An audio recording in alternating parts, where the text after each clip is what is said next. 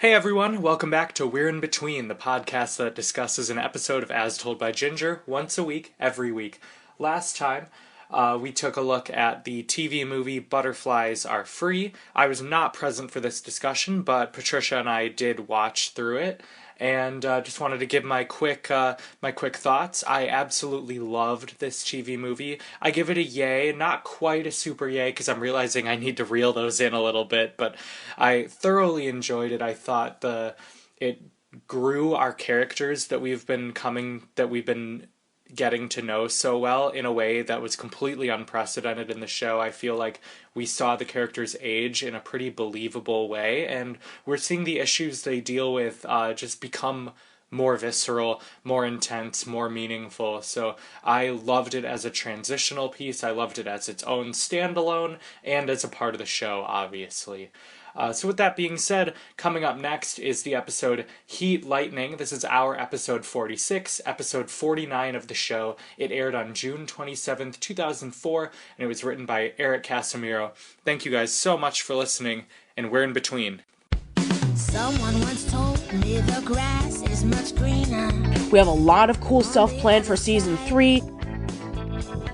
Being proud of who you are no matter what you do. You definitely see the characters progress a lot more. They start growing up. And I think Ginger and Darren are endgame. It is a masterpiece of an episode. Oh, it's the cattiest moment in the history of television. Trust me, everybody has been excited for our thoughts on it.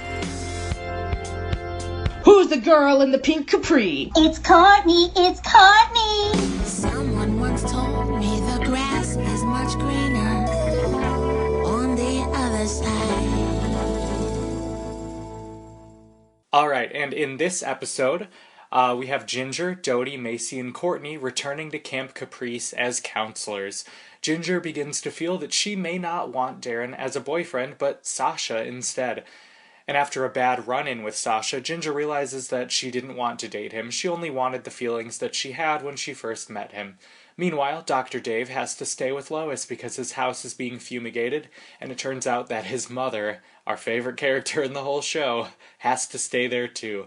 Carl and Hoodsey also try to deal with the ongoing heat wave. We also have a new hairstyle change for Ginger, Dodie, Macie, Courtney, and Darren all at once. Yeah, pretty much. So this takes place around the summertime. So we can assume that during the time of Butterflies Are Free, which took place around maybe early summer. So we can assume that it takes place maybe like a few weeks later. And yes, their hairs have completely changed. So Ginger's hair is longer. Dodie lost the pigtails, and now she's keeping her hair down. Macie's hair slightly grew and is a little bit more styled. Courtney's hair is kind of like in a ponytail, and Darren's hair is actually slightly longer. Darren's hair is not the only thing that's changed. We'll definitely see more on that next week. But yes, we do see that not only has their hairstyles changed, but when listening to their voices, I can definitely tell that they were told to age them up a bit, because when Ginger does her narration, talking about the worst heat wave that she's ever experienced, I noticed that it's a little bit more low. There's a little less rasp in it. I think that she's starting to mature a little bit in her tone. She is, and that's a great point. I find that all of the characters just seem more confident. They seem to be growing into their more authentic selves. They're clearly seeing the coming high school transition as a way to reinvent themselves, and they're taking advantage of that, as I did when I went to high school, and I think a lot of people did. Yeah, and I think that this was around the time, according to our interviews with the three main voice actresses, Melissa, Aspen, and Jackie, that around season 3, this is when they got a lot more comfortable with their characters, and they were able to implement a little bit of themselves into their roles. So you can tell when even listening to all 3 of the girls that they have this sense of purpose on what the characters are and how they're represented. We have with Ginger's case, with her wondering if she still has the same strong feelings with Darren that we've seen in episodes such as Far From Home, Wicked Game, The Easter Ham, and Butterflies Are Free. I guess during this time, now she's feeling that she's no longer she's no longer having the strong love for Darren as she did once before. And I guess that's pretty normal, I guess, for a girl if she, has been with somebody for so long. Maybe for some people they get kind of bored, or maybe they start changing, which we'll definitely discuss about over the next couple of weeks about the relationship changing over time. But this is actually like the starting point in which Ginger is wondering, do I love Darren? Do I want to stay with him? Or are we just growing apart? And so she's hoping that this trip to Camp Caprice that we discussed about a while ago in Summer of Camp Caprice, that it will help her miss Darren. So now going into the Carl and Hoodsey plot, it starts them off with in the doghouse, and they're completely hot and miserable, and we have Brandon coming in as the Iceman, and the reason why he's indebted to Carl and Hoodsey is because Mr. Licorice ate Maud's gallstone. Right. Well, and he even says, Brandon's kind of annoyed with them, and he says, "Your Iceman hath cometh for the last time." My debt is paid in FULL. It's hysterical.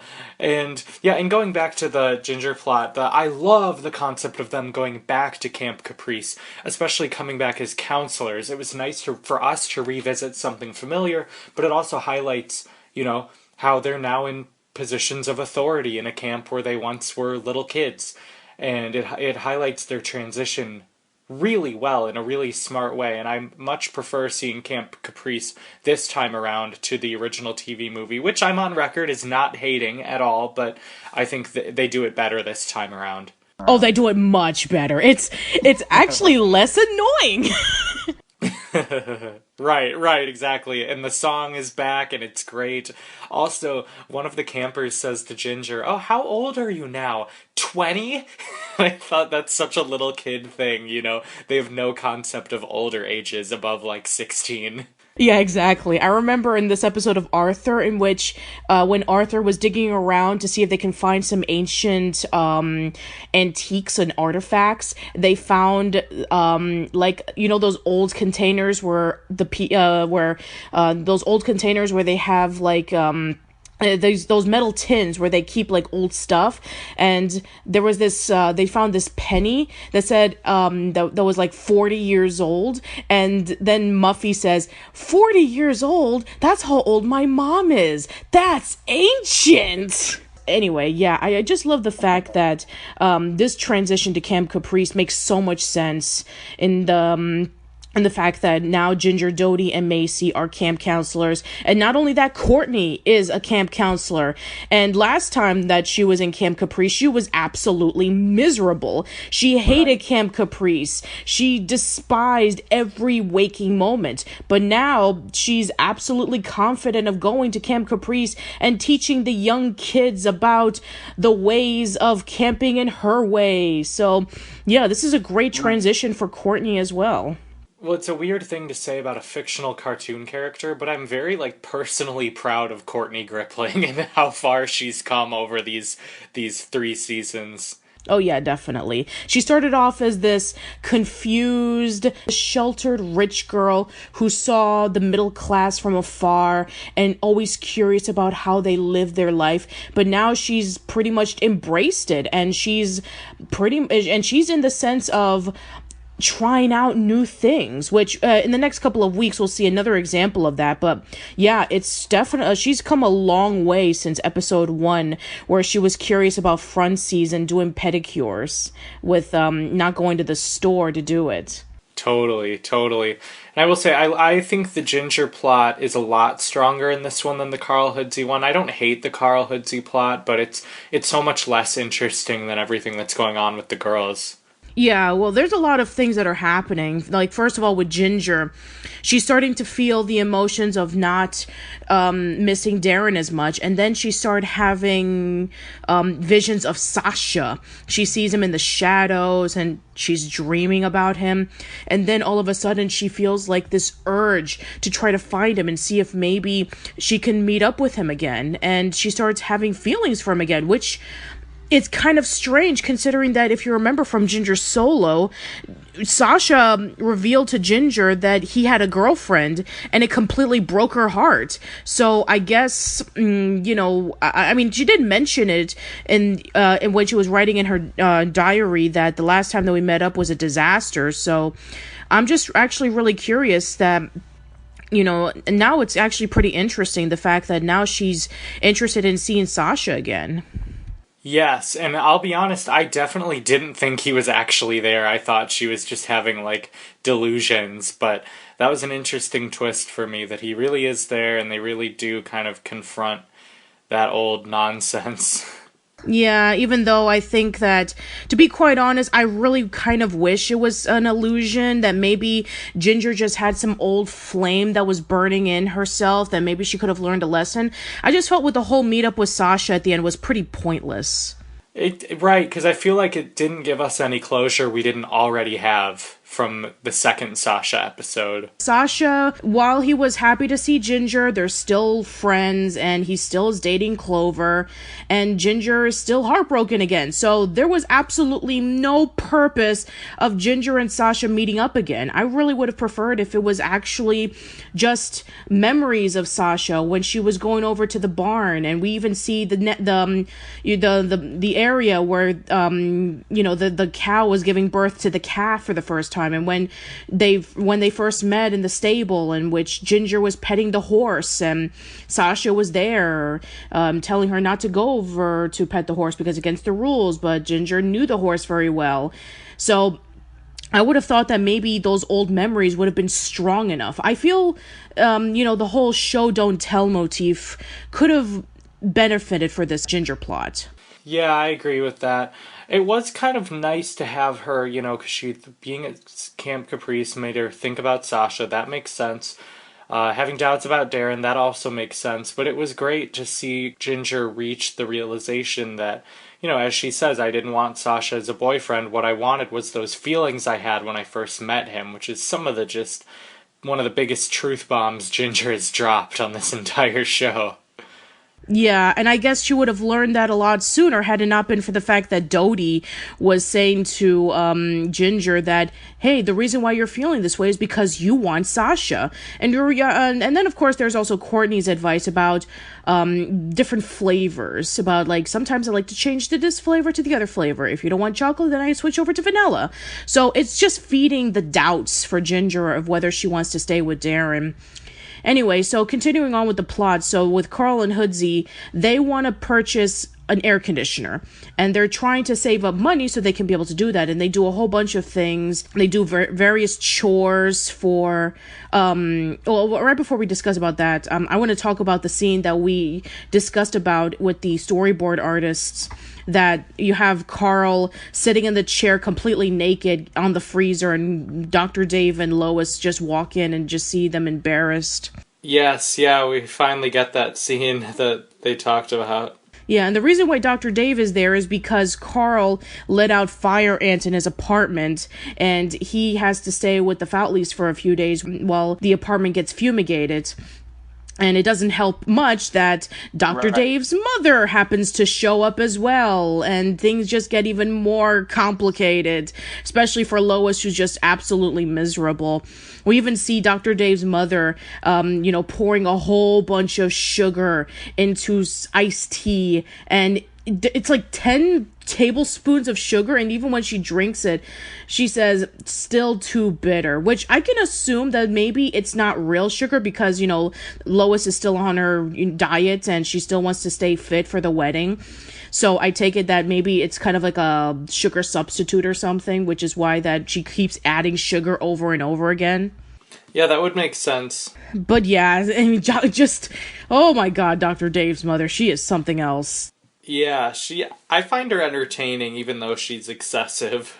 Oh God! Especially when when Lois approaches Dr. Dave's mom and she says, "Excuse me, ma'am," and then she says, "No, please call me mom." And oh my God, that face was like this giant grin and the hair curled up. It's that was creepy. That creeped me out. Disturbing. Yeah. Yeah.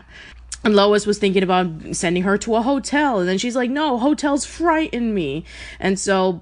It's decided that she was going to be over in Ginger's room and Dr. Dave was going to be over at Carl's room. While they're doing that, Carl and Hoodsey are helping Dr. Dave and Lois being comfortable, blowing the fans outside, and they're being like these little luau boys outside and giving them cool air, and then Dr. Dave's giving them money so that they can be able to pay for the air conditioner.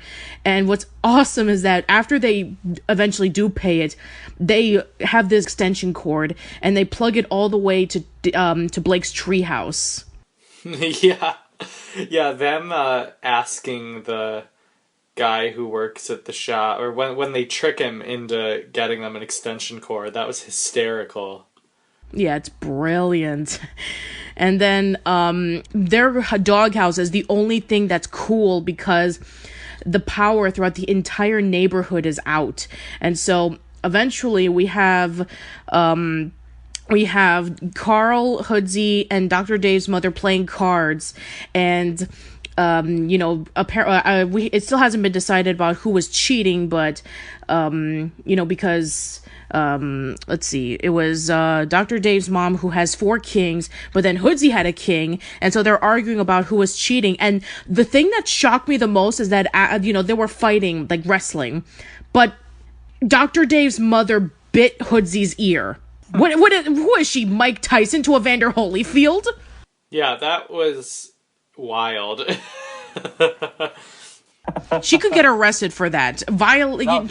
Yeah, she can get arrested for assaulting a young kid by biting his ear.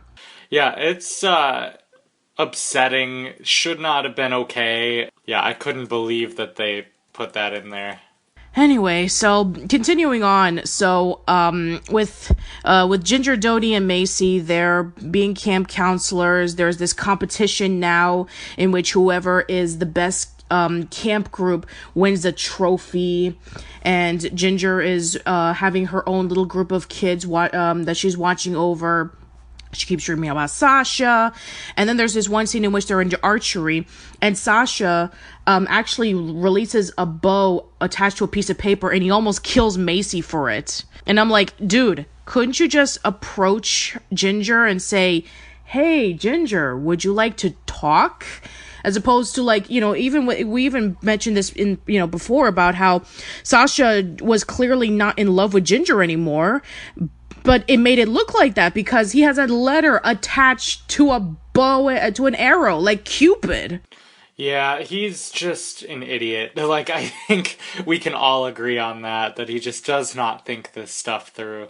I mean, he even, of course, being a complete idiot that he is like, "Hey, I'm going to ask my ex-girlfriend to see if she wants to ride horses with me." It's like, oh God, this is something that you see in a Disney movie. You don't want to do that. You don't want to toy around with a girl's heart. No, but Sasha does.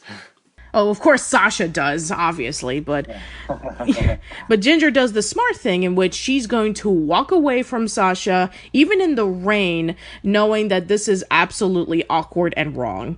And so then she starts feeling the affections of Darren again because she just wanted the emotions that she felt from Sasha during summer of Camp Caprice, and which it's not there anymore. It's long past, which we already knew that from Ginger solo. That's true. I'm just wondering, I guess it's tough because it's hard to do an episode about Camp Caprice and ignore Sasha. But I kind of think this episode would have been better if they had. Exactly. Like I said, do dream sequence, have Ginger dreaming about Sasha, have her have memories of Sasha in all the places that she went to. I think that would have been just as strong. Yeah, she could have come to this conclusion just the same without actually seeing him again. Yes. Now let me ask you something, Casey. I'm curious. Have you seen the newest Pokemon movie? I have not. Okay. Do you know about the spoiler that everybody's been talking about online? I do, yes. Okay, so for anybody who is interested in seeing the Pokemon movie, then please do not listen to this part because I want to bring something up. Okay, So for those who don't know what we're referring to, so here's the thing. In Pokemon I Choose You, there's a scene in which when Ash and Pikachu are at their lowest point and they're being attacked, and Ash tells Pikachu, get into your Pokeball. And then Pikachu approaches Ash and he speaks to him. Not like, oh, Pikachu. No. I'm talking about like legitimately speak, saying, no, Ash, I'm never gonna leave you behind. You mean a lot to me. And I can assure you, I saw that clip when it was being played in the theaters and everybody laughed. Yeah, it's ridiculous. Okay, let me compare it to another scene. So, Yu-Gi-Oh! The Dark Side of Dimensions. Spoilers, once again, if you want to know more information, I did a podcast about it, so go listen to that. So, throughout this entire movie, there was talks about, we need to get the Pharaoh back. Because, and if you remember from the very last episode of Yu-Gi-Oh!, Yugi and the Pharaoh dueled, and if Yugi won, he was able to set the Pharaoh's soul free. And Kaiba has been wanting to fight the Pharaoh again because he feels incomplete. And so he pieces together the Millennium Puzzle where the Pharaoh's soul was set, and hoping that maybe he would come back for one last time. And he doesn't, because the Pharaoh's soul has been set free. But during a moment in which the bad guy was about to release a powerful attack, the Pharaoh did appear, and he helped them out. When Yugi and the Pharaoh stared at each other for the first time in a long time, all they did was acknowledge each other by nodding, smiling, and then he was gone. No words, just emotions. That was a powerful moment because we knew as an audience that these characters have been together for so long, and this was an implication that Yugi has grown up and no longer needed the Pharaoh to help him duel, to help him become a man. So that moment was powerful, and it was not spoken with words. The Pokemon moment in which Pikachu said, I'm gonna be with you, Ash, that was just so unnecessary. So, You can do a lot with no dialogue. And you can do a lot with simple presentation. As the old saying goes, show, don't tell. You don't have to have Sasha there. You can have just the figment of Ginger's imagination, the memories that she had of Sasha in Camp Caprice. That enough is strong. We don't need Sasha to come back and reinforce what we already learned in Ginger Solo. Exactly. But, to their credit, they don't spend a ton of time on it, and it's certainly not the takeaway of the episode. No, that is true, absolutely. Alright, so, to wrap things up, Ginger's crew won the competition, and she decides that she's going to call Darren and tell him that she misses him. And the episode ends with a Camp Caprice song playing in the background, which it's actually pretty nice. So, yeah, I guess there's not really much to say, so we can give our ranking of yay, nay, or meh. So, why don't you start us off, Casey? This one's a yay. From me, an unhesitant yay. I very much enjoyed it. I feel like we're learning a lot about these characters, and bringing them back to Camp Caprice was a smart and entertaining move. Yeah, I think that with the Camp Caprice thing, just that little blemish of Sasha being there, other than that, I think that this was definitely a way of implementing Camp Caprice in a pretty smart way. I thought that with Ginger, Dodie, and Macie being camp counselors, that was great. Us visiting an old place that we haven't seen since season 1, in a completely different perspective, and just the feelings of an old flame was actually really fascinating. Carl and Hoodsey's plot was okay, nothing really too special, but just the fact that we see a different side of Ginger with her doubting of her and Darren's relationship was actually pretty fascinating. And this will definitely be a major follow-up throughout this point in the series. So I'm going to give it a slight yay in this particular episode. All right, well, that's it, everybody. Thank you so much for listening. Tune in next week as we're going to be discussing about episode 50. Hope to see you around soon, and take care. Well, the time has come for us to say goodbye to the sandy shores of Lake Caprice. And as we go to the places we call home, we hold inside our hearts one tiny piece of the spirit of